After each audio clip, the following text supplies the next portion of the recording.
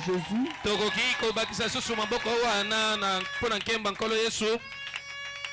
Il est tout simplement merveilleux. Comme il nous a donné le souffle de vie pour être de nouveau au tabernacle. Et pendant que nous sommes debout, sans plus tarder, nous allons ouvrir nos Bibles dans Matthieu chapitre 11. Et nous lirons le verset 12.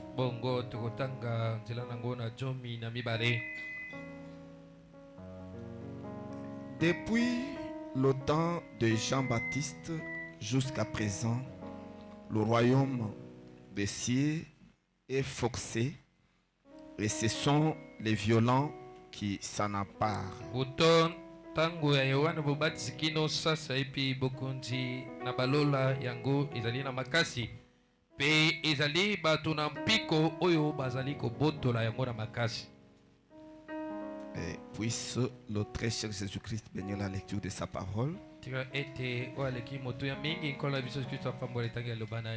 Et veuillez vous asseoir pendant que ceux qui sont dehors font leur entrée. Parce que je vois qu'il y a encore des places vides à l'intérieur. Et vous pouvez faire asseoir des frères et sœurs à l'intérieur. Et nous sommes reconnaissants au Seigneur ce matin pour cette fraîcheur qu'il nous accorde. Et nous croyons que ce matin nous allons écouter sa parole dans la paix. Et c'est une merveilleuse chose pour nous. Ainsi, comme je vous l'avais dit, nous avons parlé en long et en large sur les 3 étapes de la perfection.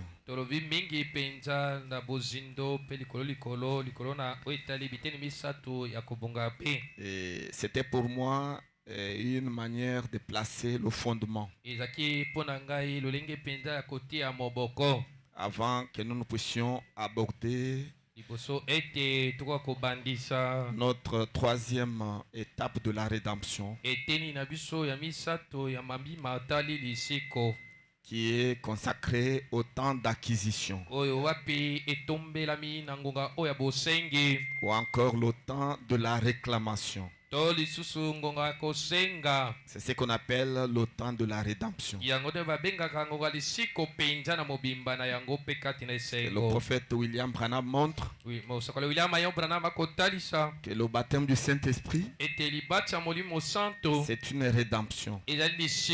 Mais c'est une rédemption partielle.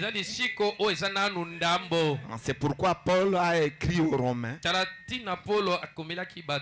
en leur disant: n'attristez pas le Saint-Esprit, de quoi vous avez été baptisés et scellés jusqu'au jour de la rédemption. Voyez, et le prophète montre que le jour de la rédemption, c'est le jour où les 7 sceaux sont ouverts. C'est alors que la rédemption devient totale et dans la joie. Et je crois qu'en semaine, nous allons aborder ça. Et ce sera merveilleux. Et je demanderai à chacun de vous de ne pas manquer. Parce que ça ne prendra pas beaucoup de temps. Mais ce sera tout simplement merveilleux. Et ce matin, je voudrais vous parler de 3 étapes de la perfection de l'Église comme étant le corps mystique de Jésus-Christ.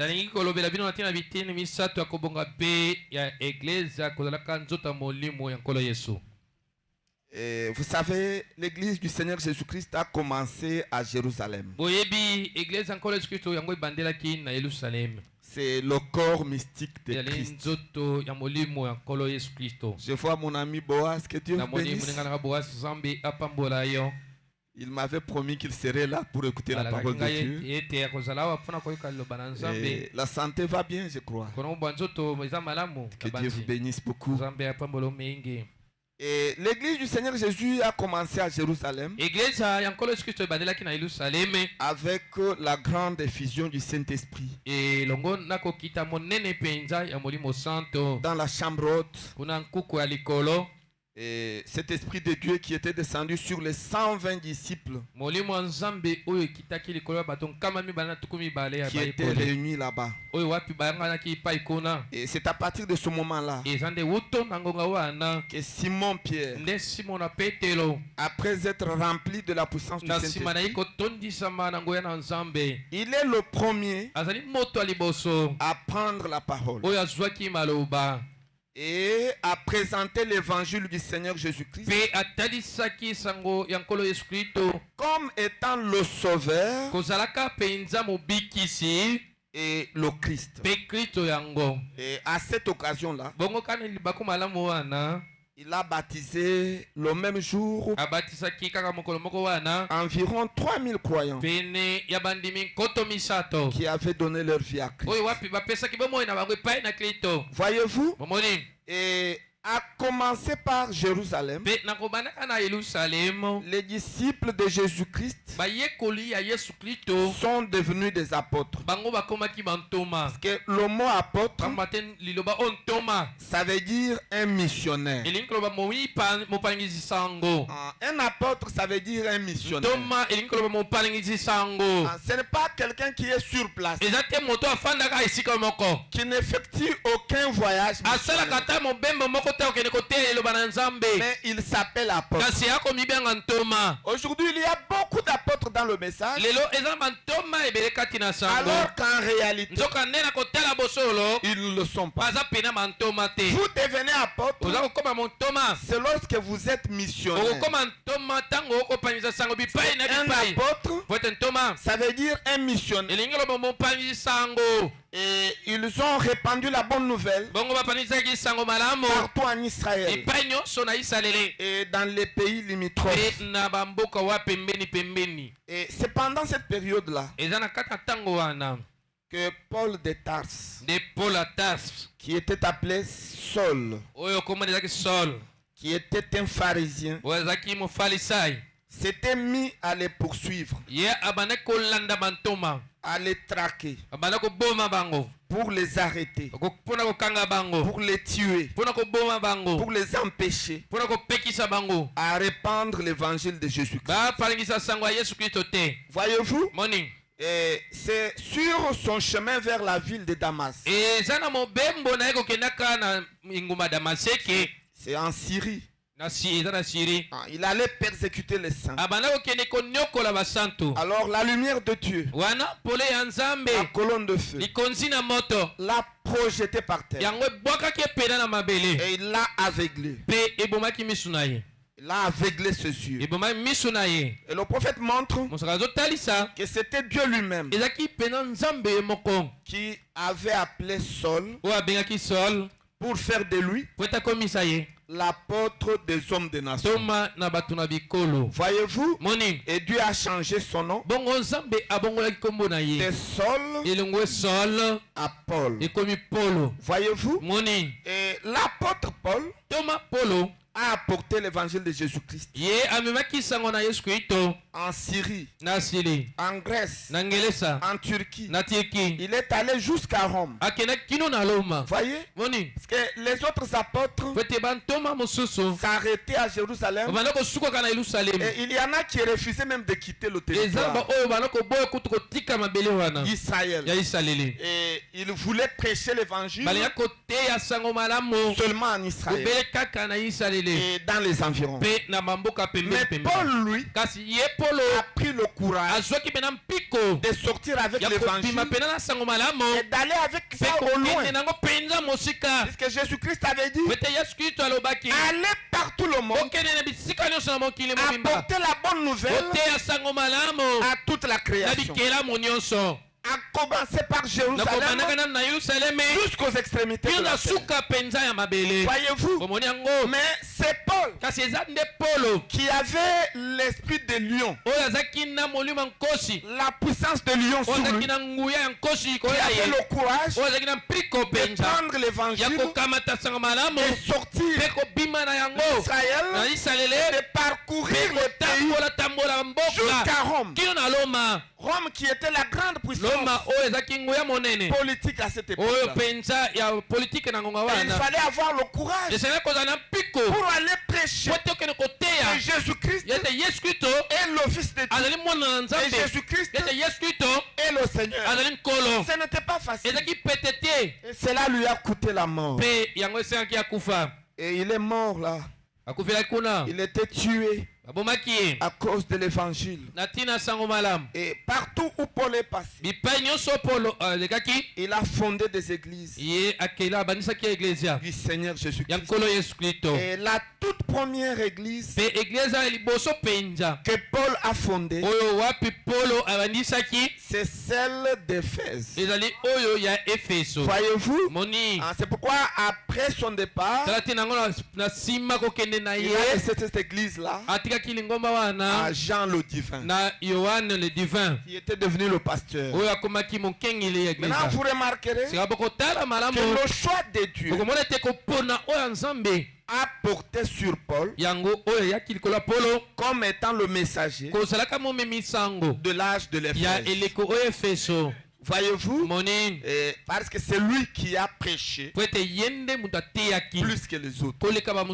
Voyez-vous, et il est non seulement l'apôtre des hommes des nations, mais il est aussi le prophète. Voyez-vous, parce que sur les 7 messagers, il y a 2 messagers qui sont des prophètes. C'est le premier messager qui est Paul, et le dernier messager qui est Billy. C'est pourquoi Frère Branham, quand il a eu son premier fils, il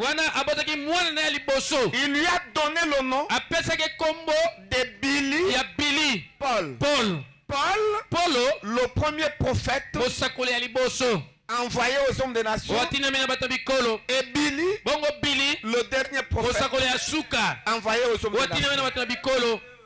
Oh, je me sens religieux. Voyez-vous, chaque nom a une signification. Que vous croyez? C'est comme ça. Voyez-vous, il était choisi par Dieu comme étant le messager de l'âge d'Éphèse. Mais après sa mort, Dieu a suscité beaucoup d'autres serviteurs qui ont continué avec l'évangile. Entre autres serviteurs, il y avait Polycarpe. Polycarpe était le disciple de Jean le Divin. Voyez-vous, ainsi que Irénée, qui lui était le disciple de Polycarpe. Voyez-vous, c'était ça. Polycarpe, disciple de Jean, le divin. Maintenant, Irénée était disciple de Polycarpe. Mais quand Dieu a choisi le message ou le messager de l'âge de Smyrne, Frère Branham pensait que ça devait être Polycarpe, mais Dieu, dans sa souveraineté, il a choisi Irénée Puisque le choix de Dieu est souverain. Voyez, il a choisi Irénée comme étant le messager de l'arche de Smyrne, qui est le deuxième arche de l'église. Irénée était de nationalité française. Et c'est lui qui a répandu la bonne nouvelle de Jésus-Christ en France et dans les pays voisins comme Hongrie et d'autres pays. C'était Irénée qui répandait la bonne nouvelle, qui enseignait aux gens que Jésus-Christ est notre Seigneur et il est notre Sauveur. Les gens étaient sauvés. Voyez-vous, maintenant, après la mort d'Irénée, Dieu a continué son œuvre avec les autres serviteurs tels que Saint Patrick et son neveu qui s'appelait Martin. Il y avait aussi un puissant serviteur de Dieu appelé Antipas. Ce sont eux qui ont prêché l'évangile en Europe après le départ d'Irénée. Voyez-vous, mais le choix de Dieu a été porté sur Martin comme étant le messager de l'âge de Pergame. Voyez, qui est le troisième âge de l'Église. Maintenant, vous remarquerez que l'âge de Pergame a commencé à l'an 312 et puis il a pris fin à l'an 606 après Jésus-Christ. Cet âge a duré environ 300 ans. Maintenant, remarquez que c'est pendant cet âge que l'Église, voyez, que l'Église de Jésus-Christ est tombée dans l'organisation. Voyez-vous, l'Église de Jésus-Christ est morte là, dans l'âge de Pergame. Comment elle est morte? Parce que l'Église a mélangé la parole de Dieu aux traditions romaines. C'était dans l'âge de Pergame. Et c'était précisément en 325 après Jésus-Christ qu'il s'était tenu une conférence à Nicée, ce qu'on appelle le concile de Nicée. C'est dans le concile de Nicée que l'Église et l'État se sont mis ensemble. Et c'est dans cette conférence-là que le christianisme et le romanisme se sont mis ensemble et ils ont créé ce qu'on appelle l'Église catholique. L'Église catholique a commencé en 325. Et c'est le mélange entre le véritable christianisme qui était prêché par Irénée, par Martin, associé au rite romain. Voyez-vous, les chrétiens ont accepté d'injecter dans le christianisme le rituel romain. Et pourtant Rome, c'était une nation païenne et c'était une nation polythéiste. Il n'avait rien à voir avec Dieu. Sur la terre, un seul peuple était choisi par Dieu et Dieu traitait avec ce peuple.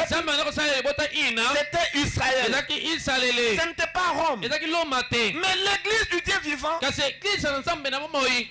fléchi devant les exigences du roi Constantin, qui s'était fait une fausse conversion.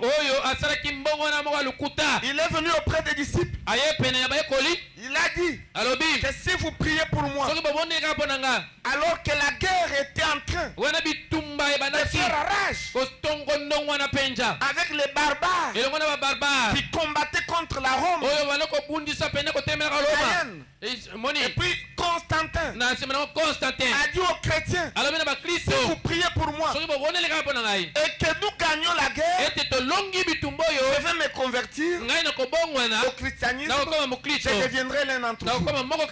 Les chrétiens ont prié, et puis l'armée romaine a gagné la bataille, a gagné la guerre, et le roi s'est fait une conversion. C'était une fausse conversion. Il est devenu chrétien. Voyez-vous, il a commencé à soutenir l'église. Et c'était lui qui avait dit il ne faut pas rester dans des tentes. Il a construit pour eux un bâtiment. Voyez-vous, une église, un bâtiment, un temple. Et il les a encadrés. Voyez-vous, et c'est lui qui a organisé en 325 à Nice. Maintenant une conférence. Et c'est là il y a eu mariage entre le christianisme et le romanisme. Et qu'est-ce qui s'était passé dans cette conférence? Ils ont dit, voyez, nous allons remplacer le baptême d'eau par immersion au nom du Seigneur Jésus. Nous allons remplacer ça par le baptême, par aspersion au nom du Père, Fils et Saint-Esprit. C'était à Nice. Ils ont dit comment on peut prendre un roi et puis l'amener dans la rivière Njili pour aller le plonger là-bas. Ce n'est pas propre. On peut prendre seulement de l'eau et puis asperger sur la tête. Et il est baptisé. Voyez-vous, or cela n'est pas la volonté de Dieu. Le baptême, c'est un symbole de la mort, la résurrection de Jésus-Christ. Quand vous allez aux eaux de baptême, ça veut dire que vous mourrez avec Jésus-Christ. Vous êtes enseveli avec lui et vous ressuscitez avec lui.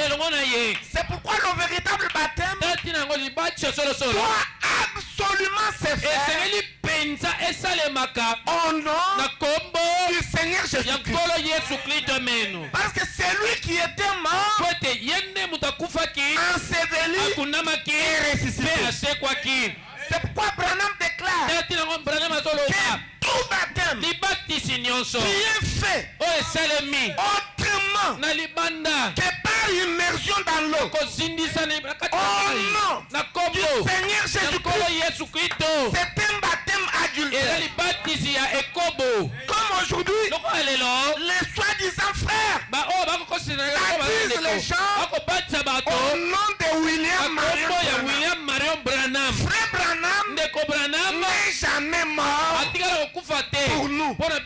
Il n'a jamais été enterré et ressuscité pour que nous puissions nous identifier à lui. Le modèle de Jésus-Christ.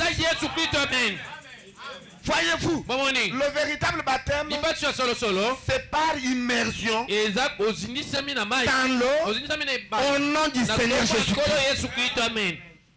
Voyez-vous, gardez ces principes-là.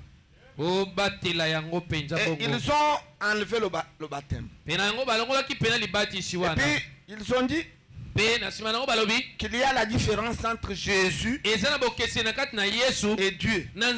Jésus est inférieur à Dieu. Et le Père est plus grand que lui. Ils nous ont créé cette différence. Et il y a même des frères dans le message qui créent cette différence. Écoutez mes frères, Jésus-Christ est Dieu le Créateur. Il n'est pas moins que Dieu lui-même. Et il n'est pas plus que Dieu. Il est exactement ce que Dieu est. Oh, je me sens religieux. Le fait de se rabaisser ne le diminue pas. Il reste toujours Dieu. Et il n'est pas le Dieu de la terre. Il est le Dieu de l'univers. C'est lui qui a créé les cieux et la terre. Pourquoi il a dit à Jean, je suis l'alpha, je suis le oméga, je suis le commencement, je suis la fin, je suis celui qui était, qui est et qui sera. Je suis la pierre des gens et des sardoines. Je suis le plus beau d'entre 10 000. Alléluia. C'est ça Jésus. Il est Dieu. Et il est Dieu adorable. Le seul Dieu adorable que nous avons, c'est Jésus-Christ. Et le nom Seigneur Jésus-Christ, c'est le nom humain de Dieu. Et Branham déclare que la toute première fois que Dieu ait pris un nom humain, c'est quand il est entré en Jésus. Voyez-vous? C'est alors qu'il a pris un nom humain. Parce que Jéhovah, ce n'était pas son nom. Avant que Jésus ne vienne, Dieu n'avait pas de nom humain. C'était des titres. Jéhovah Rapha, c'était des titres. La première fois que Dieu a pris un nom humain, c'est quand il s'est rabaissé. Il est devenu un homme appelé Jésus de Nazareth. Alors il a pris le nom de Jésus. Voyez, c'est pourquoi son nom est élevé au-dessus de tout autre nom. De sorte que au nom de Jésus-Christ, tout genou fléchira et toute langue confessera que Jésus-Christ est Seigneur. Est-ce que nous pouvons acclamer pour lui? Il est tout simplement merveilleux. Il est égal à Dieu. Et il est Dieu. Voyez-vous, ne commettez pas l'erreur de le rendre inférieur à Dieu. Et puis c'est là où ils ont adopté. Ils ont dit que le Fils de Dieu était né le 25 décembre. Alors que c'était la date où les Romains adoraient le Dieu soleil. Et ils ont dit comme il est fils, il est le soleil de la justice. Alors le 25 décembre, ça devient le jour de sa naissance. C'est une date erronée. Jésus-Christ n'était pas né le 25 décembre. Frère Branham nous dit que Jésus-Christ était né au mois d'avril. Il a dit c'était entre le 1er et le 5. Et dans un message, il a précisé que Jésus-Christ était né le 1er avril. Voyez-vous, c'est ça la date de la naissance de Jésus. Le 25 décembre, ce sont les pensées romaines qui ont été injectées dans le christianisme. C'est ce qui a produit l'église catholique. Et ils ont créé ce qu'on appelle le rituel de la messe, où on prend l'hostie comme étant le corps de Jésus-Christ pour donner aux gens. Voyez-vous, la messe, c'est une sorte de théâtre. Voyez-vous, ce n'était pas ça l'ordre de Dieu. Le rassemblement des gens, c'est ce qui est écrit dans la Bible. Et là où 2 ou 3 sont réunis au nom de Jésus, Jésus-Christ est là. Voyez, ce n'est pas la messe. Un rituel. Ils ont inséré. C'est ce qui a créé l'organisation. Et Frère Branham montre que l'église est morte. Parce qu'ils avaient adopté ça. Et ils avaient peur du roi Constantin. Et ils ont commencé à appliquer ça. Ils ont changé le baptême, tout ça. Et puis l'église est morte. Voyez-vous, à Nicée, dans l'âge de Pergame, et ensuite dans l'âge de Thyatire, l'église était morte, ensevelie. Voyez-vous, le prophète dit, toutefois que vous mélangez la parole de Dieu avec les pensées des hommes, ça provoque la mort. Ça provoque l'hybridation. La parole de Dieu est pure en soi. Il ne faut pas mélanger ça avec quelque chose d'autre. Il ne faut pas mélanger. Garder la parole de Dieu pure. Je vous donne un exemple. La Bible parle de la guérison. La Bible dit que je suis l'Éternel qui vous guérit de toutes les maladies. Et la même Bible dit que le châtiment qui nous donne la paix est tombé sur Jésus. Et par ses meurtrissures, nous sommes guéris. Maintenant, il a donné les modalités pour amener les gens à la guérison. Dans Marc 16, Jésus a dit, allez partout le monde, apportez la bonne nouvelle à toute la création.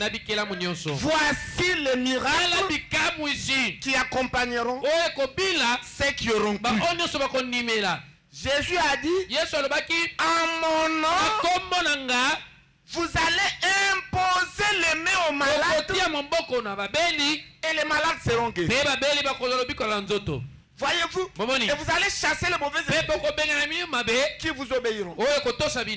Faites ce que Jésus vous a demandé de faire. Le messager de l'heure a fait la même chose.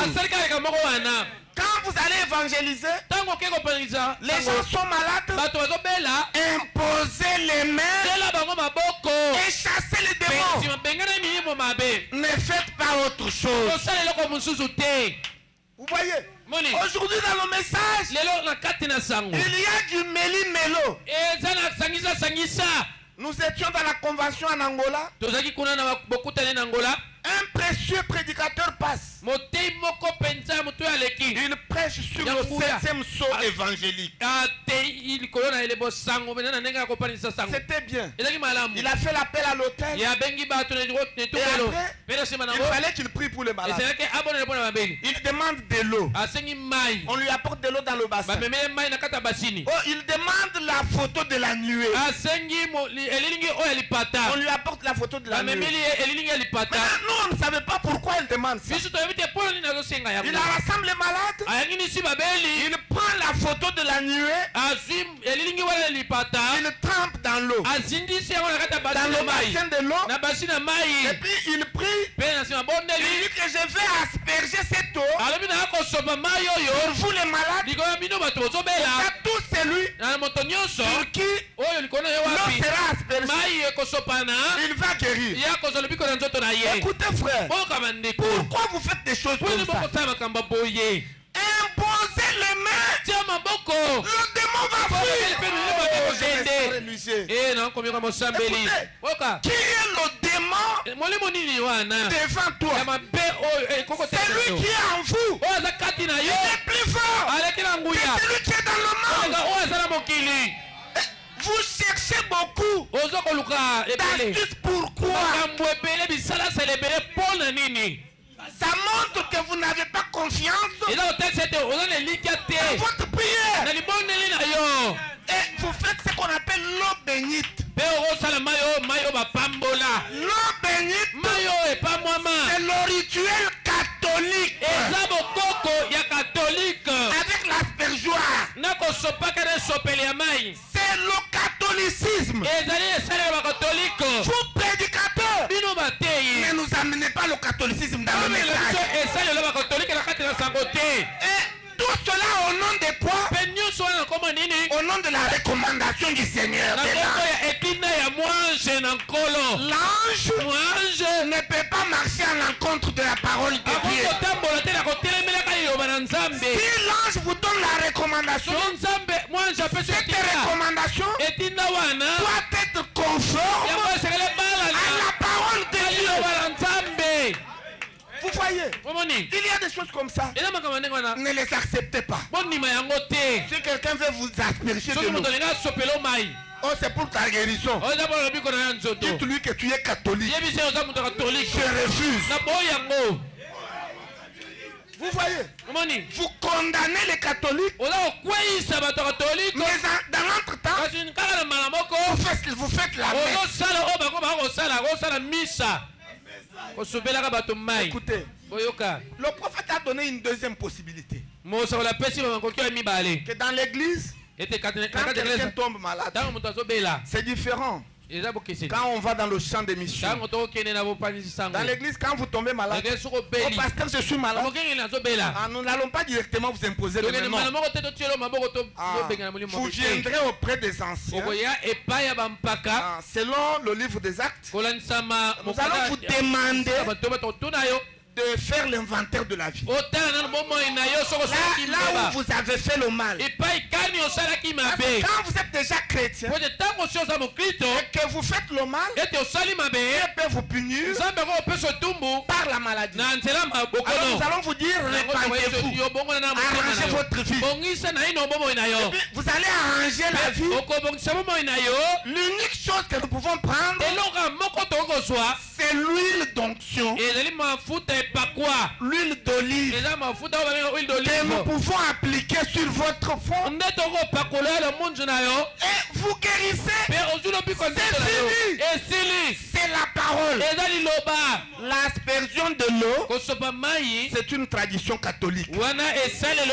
L'Église tabernacle ne permettait pas des choses comme ça. Et j'ai vu, vraiment, avec les recommandations, c'était terrible. Nous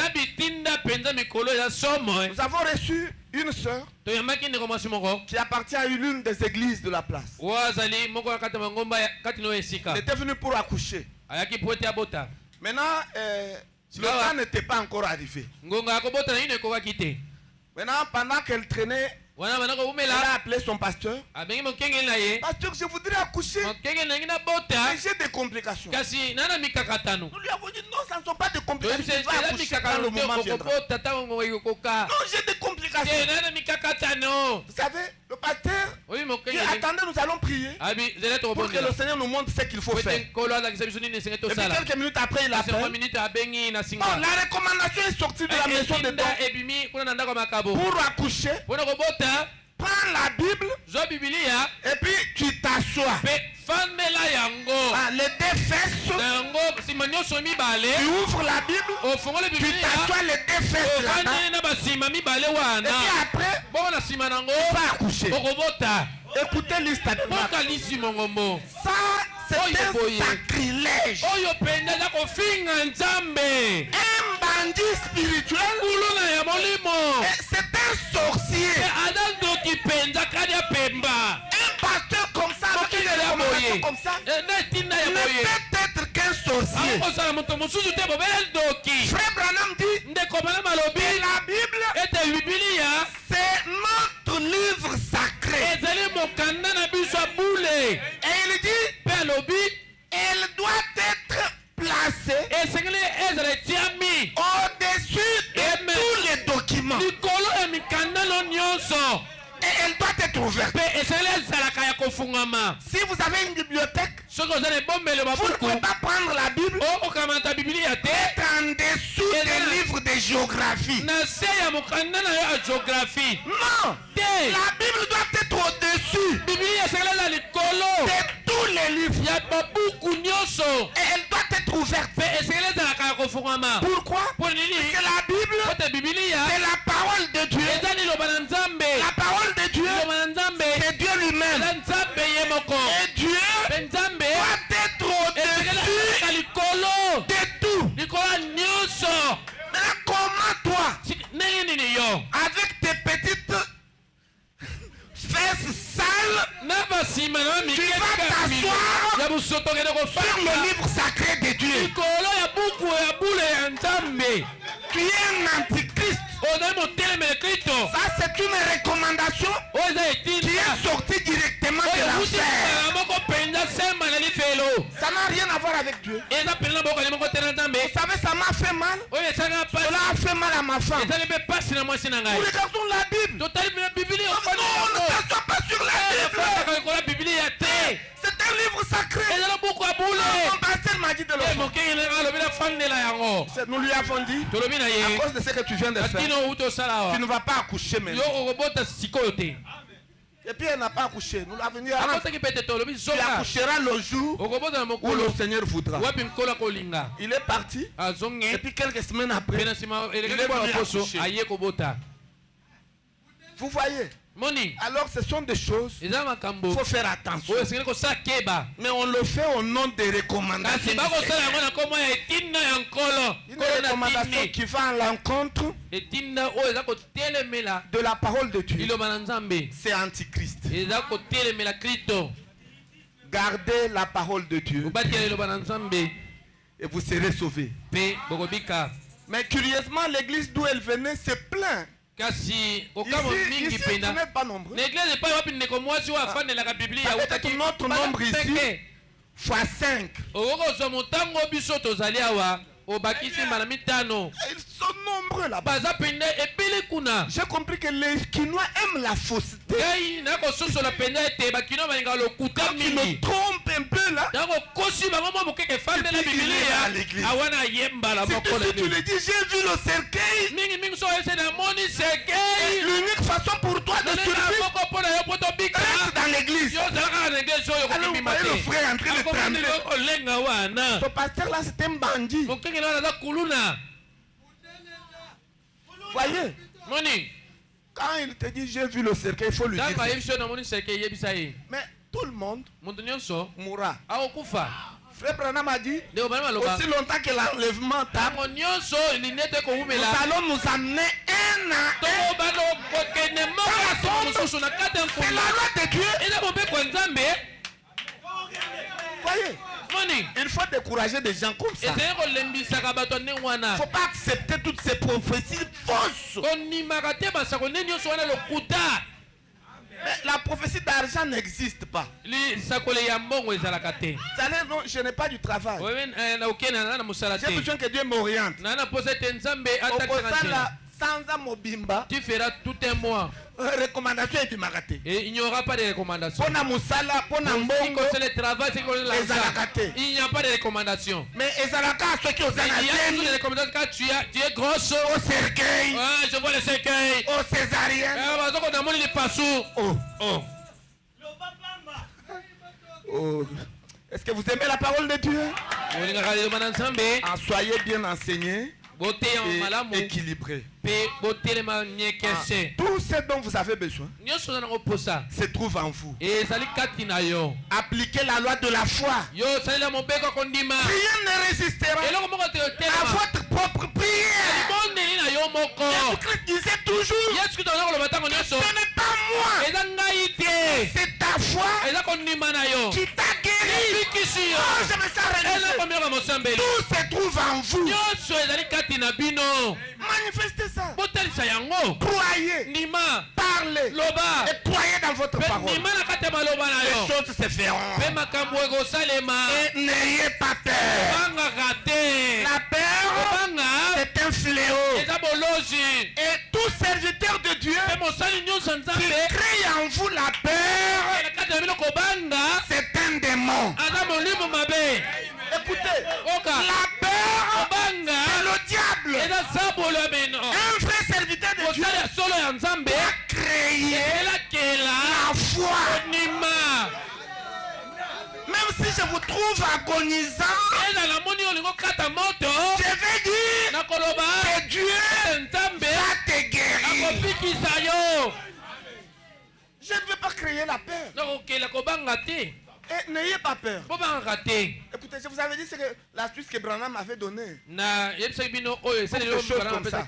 Branham a dit que même vous-même, vous dormez. Une vision vient. Une vision vient où vous tombez malade. Et puis vous êtes hospitalisé. Et vous mourrez.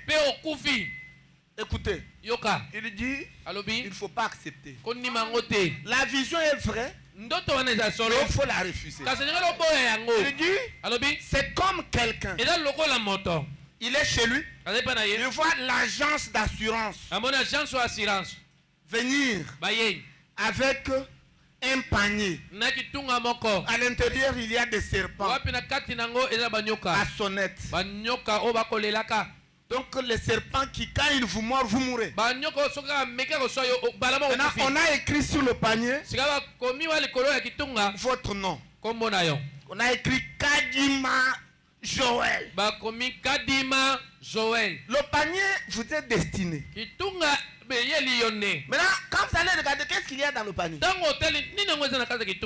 Ce sont les serpents à sonnette. Moi, je n'ai pas besoin de serpents. Les serpents vont me tuer. Moi, j'ai besoin de la bénédiction. Maintenant, vous m'apportez les serpents. Donc, ton nom est là. Vous lisez très bien. C'est votre nom. Branham dit ceci. Dites à ces gens-là que c'est vrai que le panier m'est destiné. Et c'est pour moi. Mais comme ce qu'il y a à l'intérieur, je n'aime pas ça. Rentrez avec ça. Allez remettre ça à celui qui vous a envoyé. Écoutez, c'est ce que vous devrez faire. Toutes les mauvaises visions, remettez ça au diable. Notre Dieu n'a pas de projet de malheur pour nous. Mais notre Dieu a les projets de bonheur et de prospérité pour nous. Il ne prévoit que le bien, pas le malheur. Le malheur, c'est Satan. Si quelqu'un a compris ça, qu'il dise Amen. Changez votre façon de voir les choses. Et taillez la vie. Une bonne vie. Croyez dans votre parole. Et soyez confiants en vous-même. Parce que la parole est en vous. Oh, je me sens très bien. Est-ce que nous pouvons acclamer pour le Seigneur Jésus-Christ? Il est tout simplement merveilleux. Oh là là. Oh, maintenant, après le départ de Martin, Martin qui était le messager de l'âge de Pergame, Dieu a suscité les autres serviteurs comme Saint François d'Assise et Pierre Falto de la ville de Lyon. en France, c'était des Français. Ce sont eux qui ont continué à prêcher l'évangile. C'était la période même de cette jeune femme-là appelée Jeanne d'Arc. C'était à la même période là. C'était aussi une Française. Voyez-vous, et à part les Français, Dieu avait suscité aussi les Britanniques. C'était Saint Patrick et puis Saint Colomban qui prêchait l'évangile. Voyez-vous, en Europe. Et puis le choix de Dieu a porté sur Saint Colomban comme étant le messager de l'âge de Thyatire. Voyez-vous, le mot Thyatire, c'est la mort. Ce sont les âges de la mort. Pergame et Thyatire. L'église était morte. Voyez-vous, et c'est ça. Maintenant, après le départ de Colomban, qui était un Anglais, Dieu a suscité un puissant messager du nom de Martin Luther. Alors Luther, c'était un prêtre catholique. Il était un érudit, un homme très intelligent. Il avait fait la philosophie, il a fait le droit, et puis il a fait la théologie. Et il était docteur en théologie. Très intelligent. Il était prêtre catholique. Maintenant, c'est lui qui a provoqué ce qu'on appelle la réforme protestante. Il a compris que les œuvres que l'église catholique impose aux croyants ne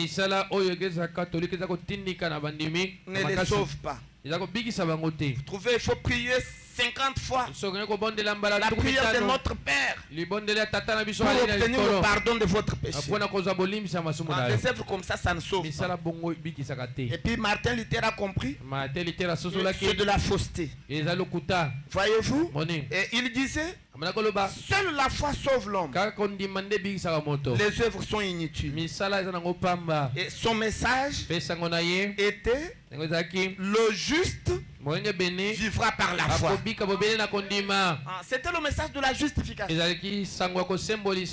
Vous croyez et vous êtes sauvés. Et tous ceux qui ont cru dans le message de Luther étaient sauvés. C'était simple. Vous croyez que Jésus-Christ est votre Seigneur, votre Sauveur. C'est fini, vous êtes sauvés. Et c'était ça. Maintenant, après lui, Dieu a suscité un autre puissant prédicateur du nom de John Wesley, qui était un Anglais. Voyez-vous, c'est lui qui a prêché la parole en Angleterre, donc dans le Royaume-Uni. Celui qui a apporté la parole là-bas, c'est John Wesley. Et puis, il avait sa manière de prêcher. Donc, il prêchait de manière méthodique, sous forme de l'école de dimanche. C'est comme ça que lui prêchait. Juste comme nous prêchons les écoliers de dimanche, c'est comme ça qu'il prêchait. C'est pourquoi son église, on l'appelle l'église méthodiste. La méthodiste là, c'est par rapport aux méthodes que John Wesley a utilisées pour prêcher la parole. Il prêchait de manière méthodique. C'est lui qui avait instauré le système des écoles de dimanche. Ça n'a pas commencé avec Frère Branham. Non, Frère Branham a opté quelque chose que John Wesley avait initié. Voyez-vous, c'est lui qui avait fondé les écoles de dimanche. Des enfants, des adultes. C'était comme ça. Il prêchait de manière méthodique. Et son message était basé sur la sanctification, sur la sainteté. Il disait la foi sans œuvre est une foi morte. Il disait c'est quand vous croyez en Dieu, il y a les œuvres bonnes qui doivent accompagner votre foi. Et c'est ça qui va créer la sainteté, la sanctification. Un croyant doit être sanctifié. Il doit être saint. Il doit être pieux. Vous devez être comme Dieu. Parce que la parole va former en vous la nature de la divinité. Vous ne pouvez pas croire une chose et en pratique vous faites autre chose. Non. Quand vous croyez le message de Branham, vous devez le mettre en pratique. Puisque croire et agir selon le message. Si quelqu'un croit ça, qu'il dise Amen. Alléluia. Amen. Et la sanctification, c'est un point de vue légaliste du message. Ne pensez pas que le message vous y entrez comme ça.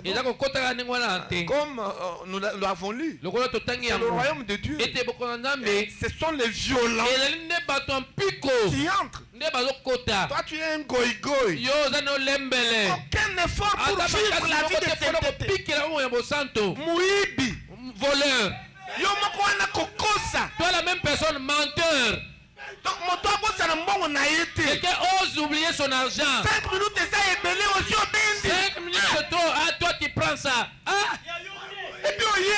Et puis tu viens ici. Branham est le prophète. Ce que tu es tenté de croire et ce que tu es tenté de vivre, ça c'est du fer. Donc tu ne crois pas. Tu es un incrédule. Votre vie doit être digne de l'évangile. Ce que vous croyez, mettez-le en pratique. Si vous ne mettez pas en pratique, vous êtes hypocrite. Et les hypocrites n'entreront pas dans le royaume de Dieu. Parce que le royaume de Dieu appartient aux violents. Oh, si vous croyez, dites encore Amen. Oh, je me sens religieux. Voyez-vous, c'est ça le message c'était ça le message de John Wesley. Maintenant, après John Wesley, l'évangile a quitté l'Europe pour aller aux États-Unis d'Amérique. Parce que la Bible a fait prédire comme l'éclair va de l'Orient pour se faire voir en Occident. Ainsi sera l'avenir de l'homme. L'évangile a quitté l'Est, le lever du soleil, et il a parcouru l'Europe, la Rome, l'Allemagne, la Suisse, la France ont pris le Royaume-Uni et l'évangile a sauté pour aller aux États-Unis au coucher du soleil. Parce que la promesse de Luc 17:30 doit s'accomplir. Et cette promesse ne devait pas s'accomplir en Europe. L'Europe c'est au nord. Mais c'est vers le coucher du soleil que la promesse de Zacharie 14:7 doit s'accomplir. Et l'évangile est allé aux États-Unis. Et puis en 1909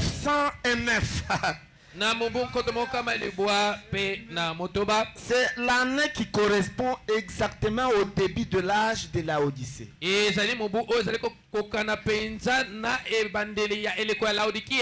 3 ans avant la naissance de Frère Branham. C'est là que l'âge de la Odyssée a commencé. Maintenant, à la même année, il y a eu une grande effusion du Saint-Esprit. kokita monene penza ya molimo santo. En Californie, na California, à Los Angeles, sur la rue Azusa, na balabala babengi Azusa, il y avait un prédicateur noir et il était borgne. On l'appelait Seymour et il prêchait la parole. Et pendant qu'il prêchait, Dieu a laissé l'effusion du Saint-Esprit. C'était une grande effusion du Saint-Esprit qui est descendue sur la rue Azusa. Et le Saint-Esprit est entré dans ces hommes. Et ces femmes qui étaient réunies là, elles sont entrées en esprit. Elles ont commencé à parler en langue, à prophétiser. C'était la restauration des dons. Voyez-vous, c'est ça l'âge pentecôtiste. Ça a commencé avec monsieur Seymour, qui était témoin. Les noirs sont spirituels. Voyez, les blancs, ce sont des incrédules. Frère Branham les appelle les renégats. Il dit, si un blanc vient chez vous, c'est pour vous tuer et prendre votre richesse sans aller avec. Les renégats. Il a dit sur la terre, sur les trois races qui peuplent la terre, ce sont les noirs qui sont les plus spirituels. Et Frère Branham aime beaucoup les noirs. Je me rappelle, il va quelque part dans la chasse et il découvre une église qui croyait dans son message. Il n'y avait pas beaucoup de gens. 6 personnes. Les noirs. Et puis il entre là. Oh, vous croyez mon message? Oh, je vais vous prêcher. Il s'est mis à prêcher. L'onction est descendue. Lui-même dit que j'ai prêché comme si j'étais devant un auditoire de 1000 personnes. Alors qu'il n'était que 6. Une grande onction. Voyez-vous? Et les gens étaient guéris sur place. Ils ont chanté pour lui. Voyez-vous? Le frère Abraham leur a dit, je vous aime beaucoup. Je reviendrai pour vous prêcher. Les noirs, ce sont des gens spirituels. Est-ce que vous pouvez acclamer d'abord pour vous-même? C'est comme ça. Voyez? Et cette effusion du Saint-Esprit, cette descente de la puissance du Saint-Esprit a provoqué un réveil pentecôtiste avec la restauration des dons. Le parler en langue, les prophéties, visions, beaucoup de dons. Maintenant, vers l'an 1933, alors que Frère Branham venait de quitter l'église baptiste, parce qu'il avait refusé d'ordonner une femme prédicateur. Et il a voulu faire son chemin. Et il a commencé par l'évangélisation. Et puis ce jour-là, il était à la rivière Oyo. Il baptisait les gens qui avaient cru dans son message. Arrivé à la 17e personne, la lumière qui a rencontré Paul sur le chemin de Damas, la même lumière est venue. Et Frère Branham a vu la lumière. Et puis sa femme a vu aussi la lumière. Ceux qui avaient vu la lumière sont tombés à la renverse parce qu'ils ne pouvaient pas supporter la présence de la lumière. Que la lumière, c'est Dieu lui-même. Voyez-vous? Parce que la lumière du Seigneur suit le Seigneur et c'est le Seigneur. C'est le Seigneur lui-même. Voyez-vous? Et puis une voix est sortie de la lumière. Il dit comme Jean-Baptiste était le précurseur de ma première venue. Je t'envoie toi Branham avec un message pour préparer ma seconde venue. Oh, je me sens. Alléluia. Amen. Et je voulais vous faire remarquer une chose. Que à partir du moment où Martin Luther est apparu sur la scène, donc l'église de Jésus-Christ, qui était morte à Nicée, elle est entrée dans un cycle de restauration, ou cycle de résurrection. Elle était morte, mais elle devrait ressusciter. Elle devrait être restaurée. Et sa restauration passe par 3 étapes. Et la première étape, c'est la justification avec Luther. Et la deuxième étape, c'est la sanctification avec Wesley. Et la troisième étape, c'est le baptême du Saint-Esprit avec les pentecôtistes. Et après ces étapes, vient la venue du Saint-Esprit lui-même. Et la venue du Saint-Esprit lui-même, ce n'est pas avec les pentecôtistes, mais c'est avec Branham. Oh, je me sens très bien. Parce qu'il fallait que le terrain soit préparé pour que le Saint-Esprit lui-même revienne sur la terre. Il faut d'abord être nettoyé, justifié, sanctifié, baptisé du Saint-Esprit. Le Saint-Esprit qui va brûler le péché. Vous devenez sans péché. Alors, le Saint-Esprit lui-même viendra établir sa demeure. Voyez-vous, quand on parle du Saint-Esprit, il y a des actions. Il y a d'abord le baptême du Saint-Esprit où Dieu envoie une portion de la divinité pour brûler le petit serpent, pour brûler le vieil homme et rendre le tabernacle propre.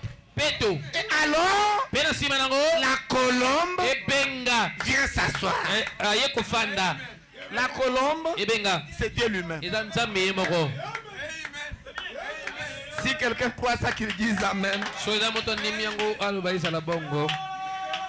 Voyez-vous, maintenant, le frère Branham nous fait remarquer que le Saint-Esprit dont il est question, qui vient après la restauration des dons, c'est la personne de Dieu lui-même. C'est la parole qui est manifestée de nouveau dans la chair humaine, comme ce fut du temps de Jésus de Nazareth.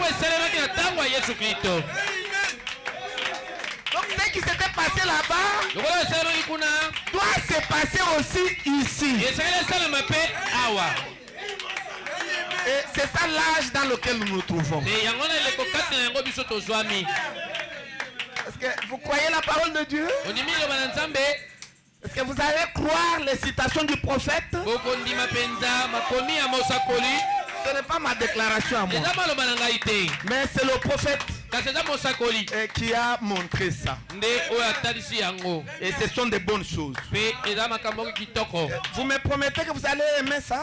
Vous allez croire? Qui vont croire? Oh, que Dieu vous bénisse déjà. Parce que vous croyez dans la parole. Et nous allons dans le message intitulé des citernes crévassées.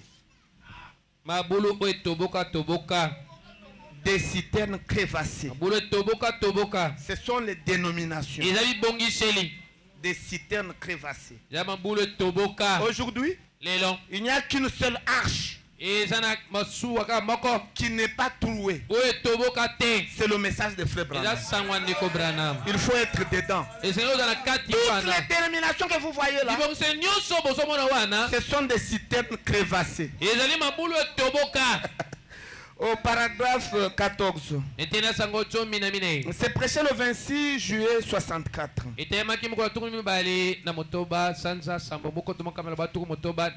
Au paragraphe 14. C'est tout simplement merveilleux. Est-ce que vous aimez la parole? Le prophète dit, vous voyez, Jésus, effectue 3 venues. Il est venu sous 3 noms de fils. Il est venu dans une trinité. Père, Fils, Saint-Esprit. Voyez-vous, tout ça, c'est le même Christ. Le même Dieu. Tout le temps. Voyez-vous, Père, Tata, Fils, Moana, Saint-Esprit, Branham insiste pour dire c'est le même Christ. C'est le même Dieu. Il ne peut pas être autre chose dans le Père, dans le Fils, une chose, et dans le Saint-Esprit, une autre chose. Branham dit, Père, Fils et Saint-Esprit, c'est le même Christ. C'est le même Dieu. Et si vous croyez, dites Amen. Écoutez. Et maintenant, nous savons qu'il est venu produire 3 œuvres de la grâce. Quelles sont ces œuvres? La justification, la sanctification, le baptême du Saint-Esprit. Et il dit, tout en Dieu s'accomplit par toi. Si vous croyez, dites Amen. Voyez-vous, maintenant, il va là-bas. Il va dans la prédication intitulée le chef-d'œuvre. C'est prêché en juillet 64.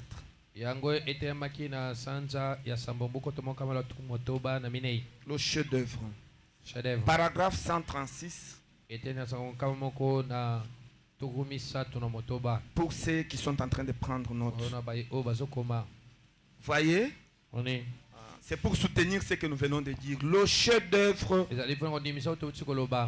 prêché en juillet 64, paragraphe 136. Nous voulons lire ensemble. Ce sont les choses qui sont un peu difficiles. Je ne souhaite pas que ce soit comme si c'est moi qui suis en train de les dire. Il faut que vous compreniez que ça sort de la bouche autorisée, qui est William Branham. Ici, remarquez ici la vie qui était dans la balle, dans la tige, dans les grettes, dans la balle. Tout ça se rassemble dans la semence. Voyez-vous, toute cette vie-là se rassemble dans la semence. Et la vie qui était dans la tige a servi, l'une a servi à former l'autre. Maintenant écoutez, la justification a ouvert la voie à la sanctification.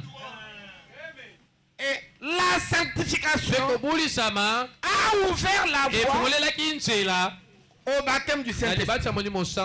Est-ce que ça s'arrête là-bas? Non. Le prophète continue et dit, le baptême du Saint-Esprit a ouvert la voie au Saint-Esprit lui-même. Il a ouvert la voie au Saint-Esprit lui-même. Maintenant, il explique. C'est quoi le Saint-Esprit lui-même?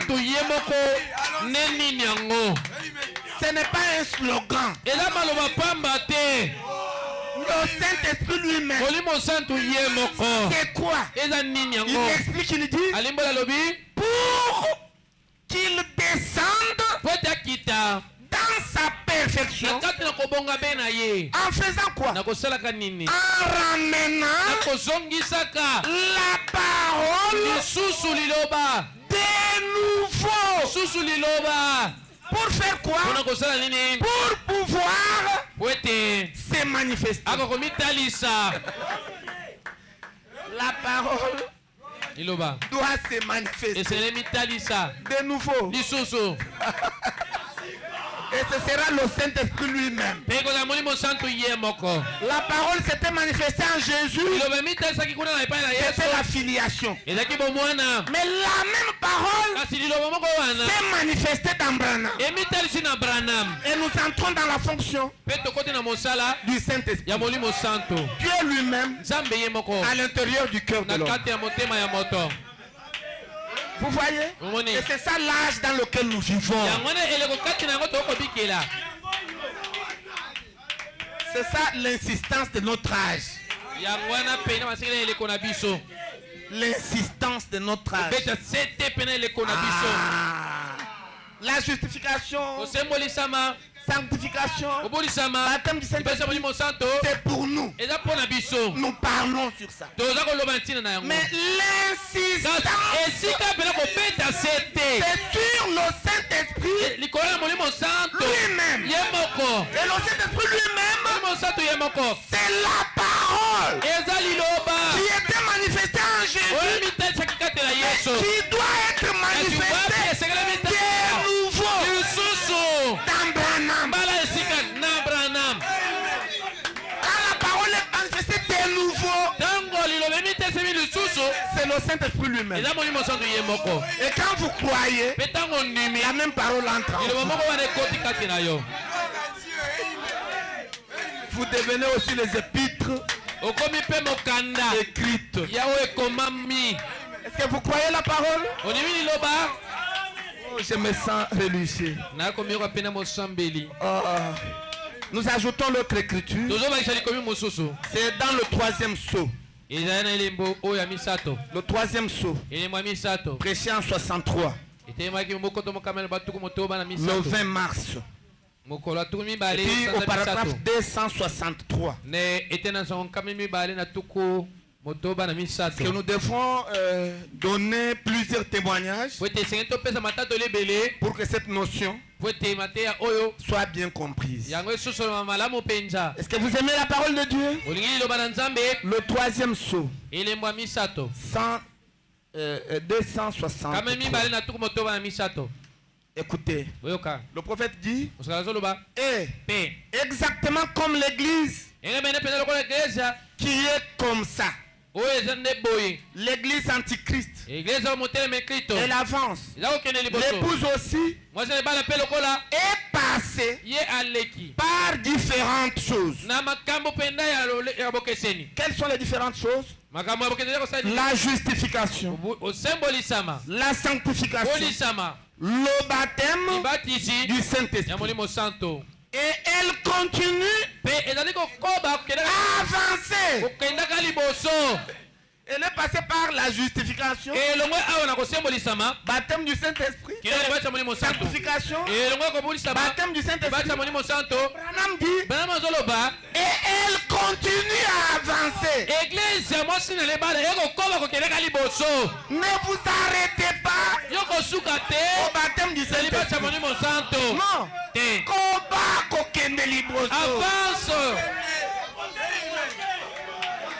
Oh, je me sens très bien. Et Branham dit, vous voyez exactement comme ça.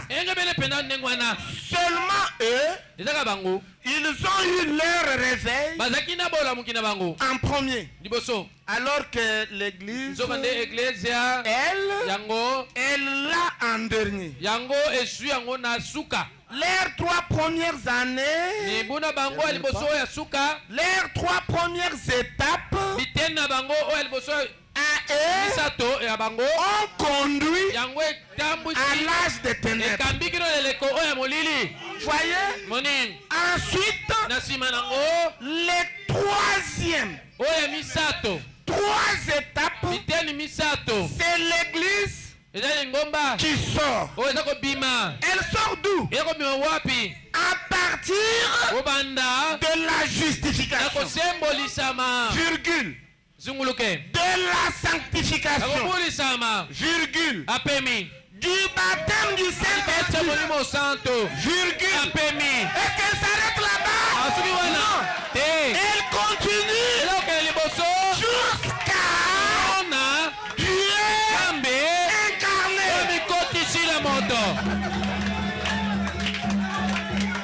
Alléluia. Amen. Oh, je me sens religieux. Je me sens très bien. Alléluia. Amen. Jusqu'à Dieu incarné. Écoutez, manifesté parmi nous. Dieu manifesté parmi nous. C'est ça, Dieu incarné. C'est ça le Saint-Esprit lui-même. Et il dit, le voilà qui s'introduit comme antichrist, comme faux prophète. Ensuite la bête. Et puis il y a l'âge des ténèbres. Et l'église sort de cet âge des ténèbres. La justification, la sanctification, le baptême du Saint-Esprit et la parole incarnée. Écoutez, la parole incarnée. Et il insiste, il dit, c'est qu'il en est maintenant. C'est qu'il en est maintenant. C'est la parole incarnée. Alléluia. Dieu incarné parmi nous. Oh. Et le prophète dit, et il descend. Oui. Voyez-vous ça? Il descend. L'église monte. Voyez, ça ne pourrait pas être plus parfait. Oh, c'est de toute beauté. J'aime vraiment.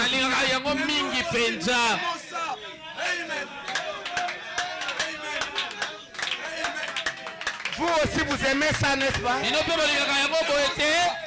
Vous aimez ça? Oui. Alors la parole, elle est manifestée où? Elle est manifestée où? Le 7e sceau. Prêché le 24 mars 63. La parole est manifestée dans le 7e sceau. Parce que le 7e sceau, c'est le mystère de l'expression de Dieu lui-même. Le mystère de Dieu en Christ. Oh, j'aime ce mystère. Il va de l'éternité en éternité. Et il est présent dans tous les types de la Bible. Branham déclare que le 7e sceau est présent dans tous les types de la Bible, de Genèse à Apocalypse. Ce n'est pas seulement dans Apocalypse 10. Apocalypse 10, c'est la révélation. C'est pourquoi quand l'ange s'est tenu là, avec un pied sur la mer et l'autre pied sur la terre, il a juré en disant qu'il n'y aura plus de temps. Quand le mystère de Dieu sera mené à terme. Voyez? Le mystère de Dieu en Christ. Nous verrons ça, c'est du miel sur le rocher. Bon. Amen.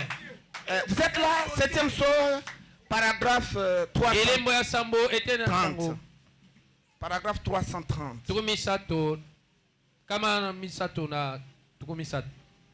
Est-ce que vous croyez dans la parole de Dieu?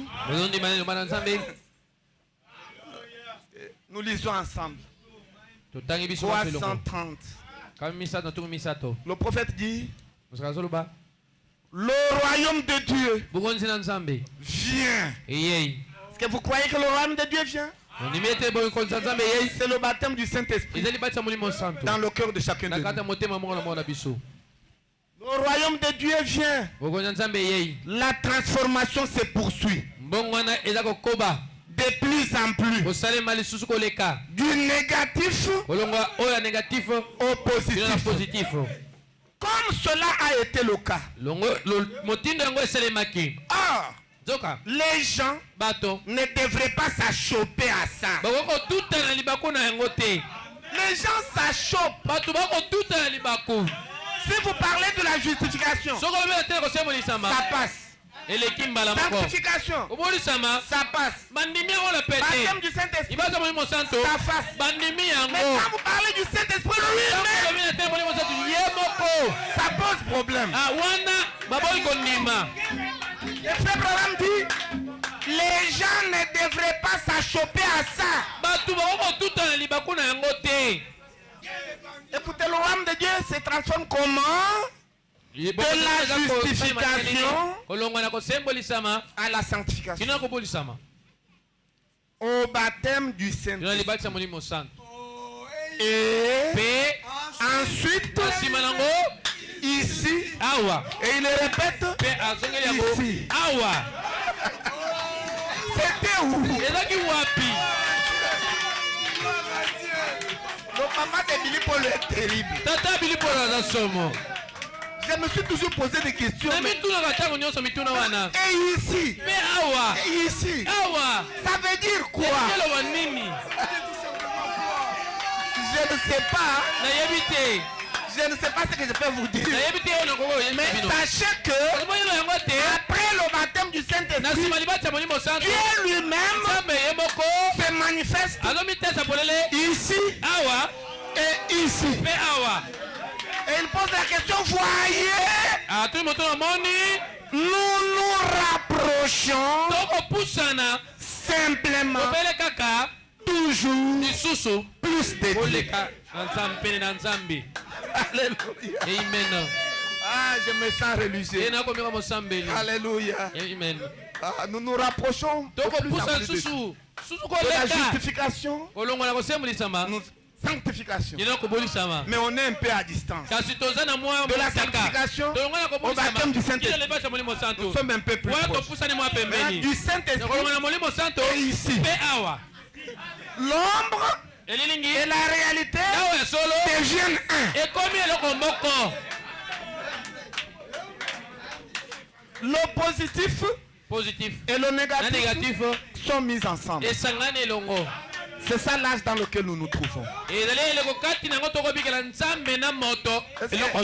Quelqu'un croit ça? C'est l'âge dans lequel nous vivons. Est-ce que nous pouvons acclamer d'abord pour notre Dieu qui nous a donné un bel âge? Un bel âge. Oh. Vous savez, mes frères, quand nous prêchons ces choses, ce n'est pas pour vous épater. Pour montrer que nous connaissons quelque chose. Nous ne connaissons rien. C'est Branham qui a reçu la révélation. Nous ne sommes que des répétiteurs. Et nous nous complétons les uns les autres. Je prêche quelque chose. Un autre prédicateur prêche aussi. Un autre prédicateur prêche. C'est comme ça que vous êtes construits. C'est parce que l'église est construite par combien de ministères? 5 ministères qui amènent l'église à la perfection. Donc ce n'est pas pour vous épater. Mais nous avons un souci. Quel est notre souci?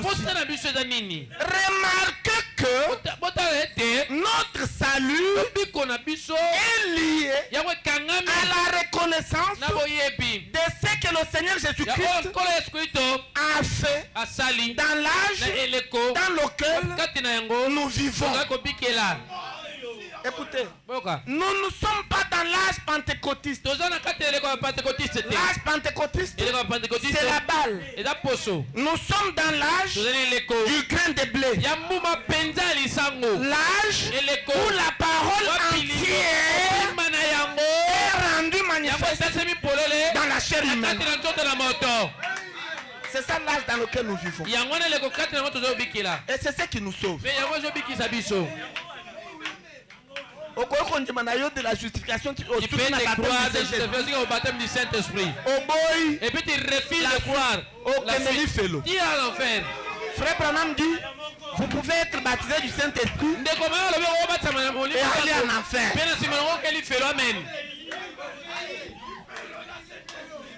Écoutez, Jéhovah Jireh, troisième partie. C'était prêché en 64. Le 4 avril. Le paragraphe 51. Est-ce que vous aimez la parole de Dieu? Et il dit ceci. L'église est peut-être en train de recevoir son dernier signe. Est-ce que vous croyez que l'église a reçu son dernier signe? Et puis, il a reçu le signe pendant que Branham était là. Et puis, c'est déjà passé. Vous voyez, c'est déjà passé. Le dernier signe que l'église devrait recevoir, c'est déjà dans le passé. Qu'est-ce que nous attendons? C'est le départ soudain et secret de l'église. Faites attention, mes chers. Vous avez crié de joie. Vous avez eu la justification par Luther. La sanctification par Wesley. Un temps béni.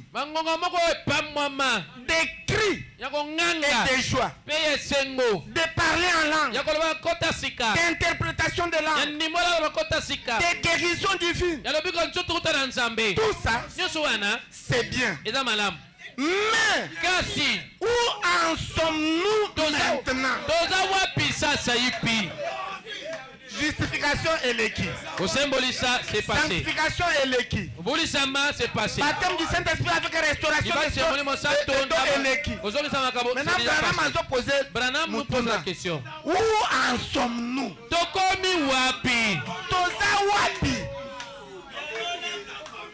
Aujourd'hui, les frères sont en train de ramener les gens dans la restauration des dons. Frère, tu fais retourner les gens derrière. Prends ça. Ajoute une autre chose. Tout ça, ça nous concerne. Écoutez. Mais où en sommes-nous maintenant? Écoutez la réponse du prophète. Dieu parle au milieu de nous à travers nous d'une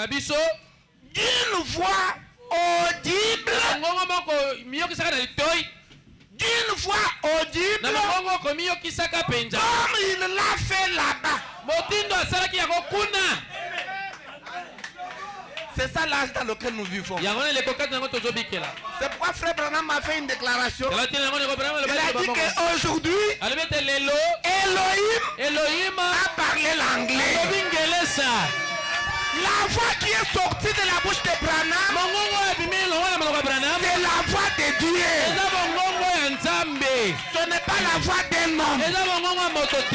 Branham dit, Dieu a parlé d'une voix audible Comme il l'a fait là-bas. C'est ça l'âge dans lequel nous vivons. Et je me sens très fier. Toutefois, quand je mets la bande du prophète, nous allons entendre le message intitulé Des citernes crévassées, prêché par William Branham. Je suis dans l'expectative. La voix qui parle l'anglais, c'est la voix de Dieu qui est audible. Ah, je me sens bien. Écoutez, des fois, mettez ces bandes-là. Et puis ne mettez pas les bandes où on parle seulement en français. L'interprète, ce n'est pas la voix audible. Non. Il faut là où il y a l'anglais. Attends, le côté. Même si tu n'écoutes rien. Mais mais toi écoute seulement. C'est la voix de Dieu qui est audible. Comme il en avait fait.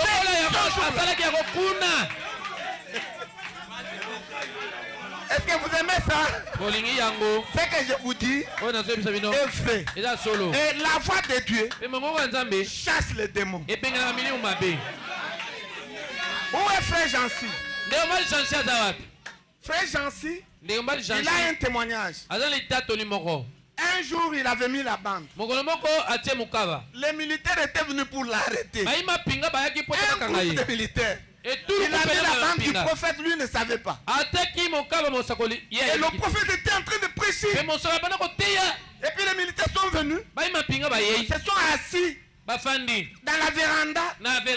Et puis ils se sont embrouillés même. Ils écoutaient la voix du prophète. Et à un moment donné, ils sont partis. Alors qu'ils étaient venus pour l'arrêter. Et le matin, il est venu. Il m'a dit, pasteur, son message est vrai. Je serai arrêté. Mais la voix du prophète a désorienté les militaires. Écoutez, la voix que vous écoutez là, c'est la voix de Dieu. Et c'est un témoignage vivant. Vous voyez, un témoignage vivant. Ce n'est pas moi. N'est-ce pas que Branham? Voyez, nous reprenons. Dieu parle au milieu de nous, à travers nous, une voix audible, comme il l'a fait là-bas. Et il a promis de le faire. C'est la chose. Ce n'est pas quelque chose que l'on peut fabriquer. Comme le pasteur qui aime avoir beaucoup de membres, il fabrique. Au tabernacle, Dieu ne parle pas. Donc, Dieu parle dans notre église. Et puis, tout le monde est prophétisé. Tout le monde. Jésus. Oh, Dieu parle. Et c'est de cette manière que Dieu parle. La bouche du prophète, c'est la bouche de Dieu, c'est son prophète. Ce n'est pas vous. Voyez? C'est la Bible qui le dit. Jésus a dit qu'il le ferait. Écoutez maintenant. Se ferait connaître à nouveau. Il se ferait connaître à nouveau. Remarquez qu'immédiatement après cela, 161. Regardez aussi Israël, qui est notre type. Dans leur pèlerinage, observez, ils mangeaient de la manne qui était leur vie lumière, qui leur donnait la force, qui leur donnait la vie. Est-ce exact? Oui. Israël ne pouvait pas manger de la manne qui était tombée la veille.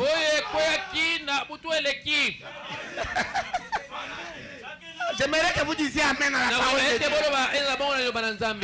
Israël ne pouvait pas manger de la manne qui était tombée la veille. Écoutez, elle était corrompue. Elle était pourrie. Elle n'était plus bonne pour eux. Ils en seraient morts.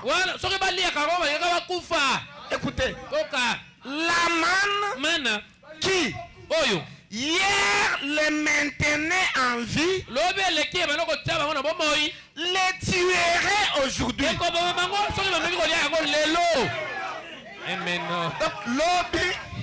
Lobby, ils étaient vivants. Maintenant aujourd'hui, ça tue.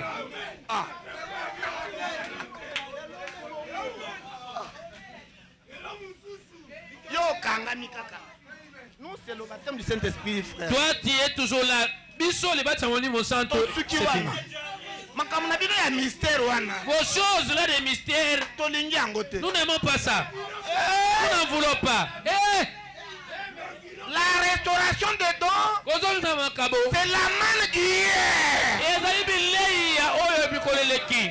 Aujourd'hui, elle ne donne pas la vie. Elle est corrompue. Et si est poli, et comme Ngai. Voyez, la Bible dit que des vers y entraient et qu'elle était corrompue. Maintenant écoutez, chaque jour, il devait ramasser de la manne fraîche. Et Branham crie Amen. Chaque jour, ramasser la manne fraîche. Et maintenant, écoutez, Branham pose la question. Qu'est-ce que cela signifie? Tout ce qu'il vient d'expliquer là. Ça signifie quoi? Pourquoi il explique ça? Est-ce que vous aimez Branham? Maintenant, écoutez, il les répond. Il les répond. Qu'est-ce que cela signifie?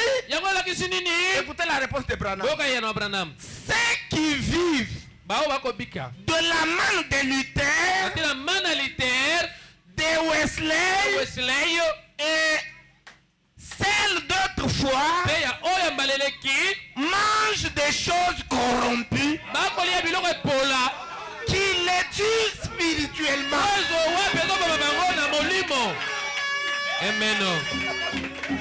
Qui les tuent spirituellement.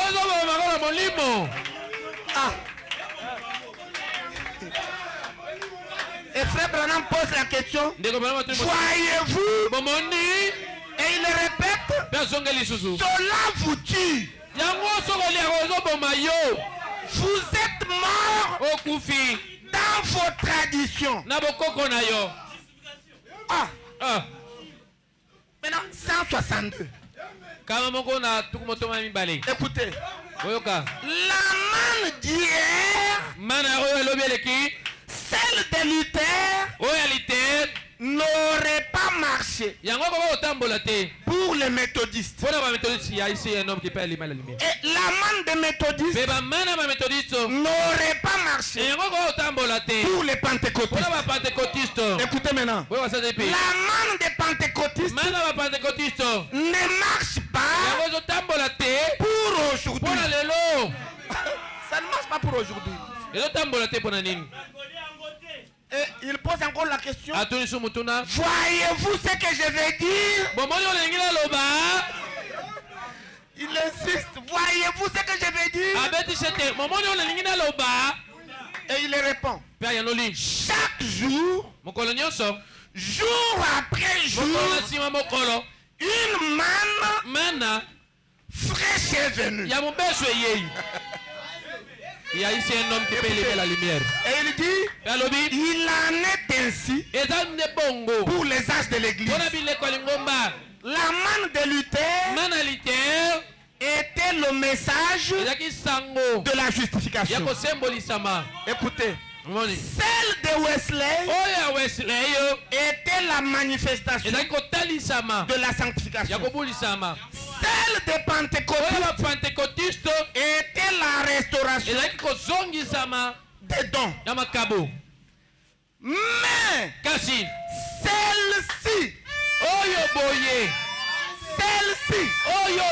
elle fait quoi? Introduit la pierre angulaire. Notre message, ça introduit la pierre angulaire, qu'on appelle aussi la pierre des fêtes. La pierre qu'ont rejeté le constructeur, elle est devenue la principale de l'angle. Zorobabel, qui a commencé son œuvre, il mènera son œuvre à son achèvement. Notre message, c'est le système triangulaire qui est restauré à l'homme. Amen. Oh. C'est la parole entière. La totalité de l'Esprit de Dieu qui est restauré à la race humaine. Et elle est passée par celui-ci avant de nous atteindre. Amen. C'est ça notre message. C'est la pierre de fête. N'est-ce pas, frère Casimir? Tu as compris quelque chose? Le système triangulaire, la pyramide. C'est ce que vous voyez là-bas.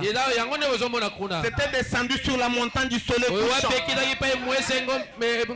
C'est Dieu confirmant sa parole. Quelle parole? S'il n'y a pas de levain parmi vous, la parole entière doit être faite chère parmi vous. Comme cela a été fait cher du temps de Jésus. Et cela a créé un scandale. Oh, j'ai mis à Sion une pierre de scandale. Oh, j'aime ça. Oh. Quand les gens regardent comment la totalité de Dieu peut-elle entrer dans un homme qui est né de sexe. Elle était entrée là-bas parce que c'était un corps né virginalement. Mais comment la même chose peut-elle entrer ici? Une pierre de scandale. Le prix a été déjà payé. Le péché du monde a été enlevé. Le système triangulaire est revenu à l'homme. La parole entière est revenue dans l'homme pour être redistribuée dans la Nouvelle Jérusalem. Que Dieu vous bénisse. Que Dieu vous bénisse. Que Dieu vous bénisse. Que Dieu vous bénisse. Que Dieu vous bénisse. Que Dieu vous bénisse. Que Dieu vous bénisse. Que Dieu vous bénisse. Que Dieu vous bénisse. Que Dieu vous bénisse. Oh, je me sens réveillé. Que Dieu vous bénisse. Que Dieu vous bénisse. Oh, je me sens bien. Alléluia. Oh, je me sens bien. Mettons-nous debout. Pendant que nous chantons. Et pendant que nous chantons. Vraiment. Oh, je me sens bien. Je te suis heureuse. Quand Jésus m'a libéré.